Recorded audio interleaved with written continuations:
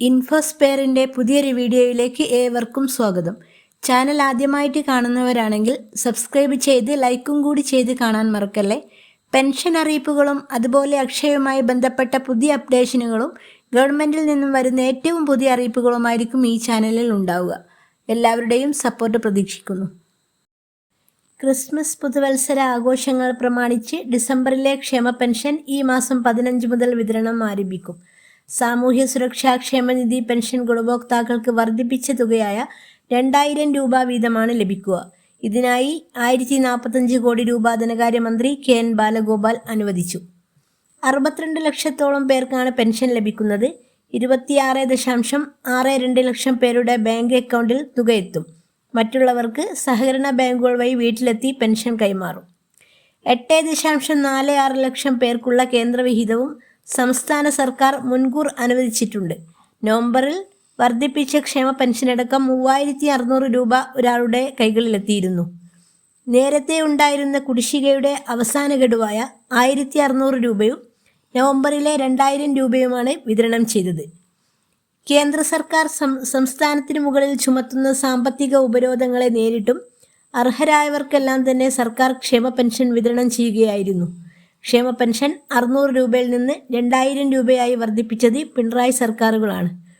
2011 ഉമ്മൻചാണ്ടി സർക്കാർ 100 രൂപ വർദ്ധിപ്പിച്ച് 600 രൂപയാക്കിയ ക്ഷേമ പെൻഷൻ ഒന്നാം പിണറായി സർക്കാർ 1600 രൂപയിലേക്ക് ഉയർത്തി. അത് ഈ സർക്കാർ 2000 രൂപയായി വർദ്ധിപ്പിച്ചു. അതേസമയം നിയമസഭാ തിരഞ്ഞെടുപ്പ് അടുത്തപ്പോൾ പ്രഖ്യാപിച്ച് അടുത്ത സർക്കാരിനെ ബാധ്യതയാക്കാനാണ് ക്ഷേമ പെൻഷൻ കൂട്ടിയത് എന്നായിരുന്നു തുക വർദ്ധിപ്പിച്ചിട്ടുള്ള പ്രഖ്യാപനത്തോട് കോൺഗ്രസിൻ്റെ പ്രതികരണം. അടുത്ത അറിയിപ്പ്, തദ്ദേശ തിരഞ്ഞെടുപ്പുമായി ബന്ധപ്പെട്ട് വിദ്യാഭ്യാസ സ്ഥാപനങ്ങൾക്ക് അവധി പ്രഖ്യാപിച്ച് ജില്ലാ കളക്ടർമാർ. വോട്ടെടുപ്പ് നടക്കുന്ന ദിവസത്തെ പൊതു അവധിക്ക് പുറമെയാണ് ഇടുക്കി, തൃശൂർ എന്നിവിടങ്ങളിലെ വിദ്യാഭ്യാസ സ്ഥാപനങ്ങൾക്ക് അവധി പ്രഖ്യാപിച്ചത്. പോളിംഗ് ബൂത്തുകളായി പ്രഖ്യാപിച്ച വിദ്യാലയങ്ങൾക്കാണ് 2 ദിവസത്തെ അവധി നൽകിയത്. നേരത്തെ വയനാട്, ആലപ്പുഴ ജില്ലകളിലും സമാനമായ അവധി പ്രഖ്യാപിച്ചിരുന്നു.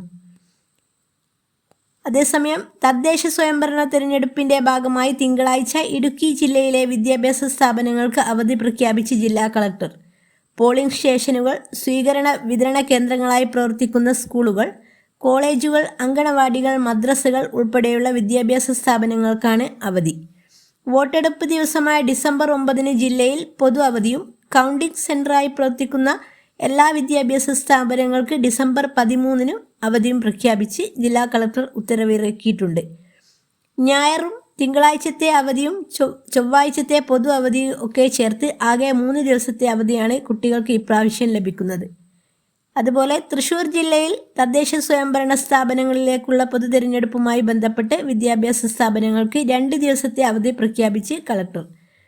പോളിംഗ് സാമഗ്രികളുടെ സ്വീകരണ വിതരണ കേന്ദ്രങ്ങളായും പോളിംഗ് കേന്ദ്രങ്ങളായി നിശ്ചയിച്ചിട്ടുള്ള വിദ്യാഭ്യാസ സ്ഥാപനങ്ങൾക്ക് ഡിസംബർ 10 വോട്ടെണ്ണൽ കേന്ദ്രങ്ങളായി നിശ്ചയിച്ചിട്ടുള്ള വിദ്യാഭ്യാസ സ്ഥാപനങ്ങൾക്ക് വോട്ടെണ്ണലിൻ്റെ തലേ ദിവസമായ ഡിസംബർ 12 അവധി നൽകിയിട്ടുള്ളത്.